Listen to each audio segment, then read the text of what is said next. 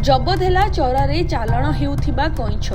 तामिलनाडुर त्रिची विमान बंदर कइंछ चोरा चालाणर पर्दाफाश करिछि विमान बंदरर कस्टम पुलिस अधिकारी। क्वालालंपुररू आसुथिबा एक पार्सल रु कस्टम टीम प्राय 2447 टी जीवंत कइंछ उद्धार करिछि।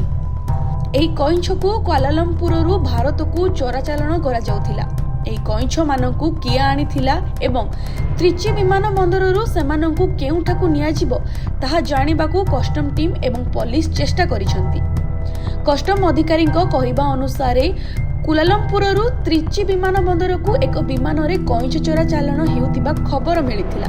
एही विमान रे विपुल परिमाणर कइंछ रखा जाइछि बोली कस्टम अधिकारीଙ୍କୁ सूचना मिलिथिला।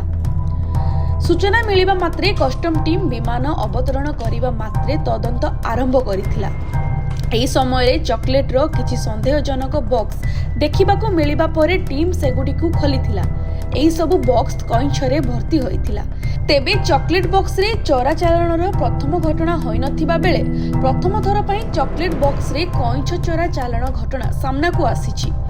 उद्धार करा जाइथिबा कइंछ को वन विभाग को हस्तांतर करा जाइथिला। Bureau report news alert 24x7।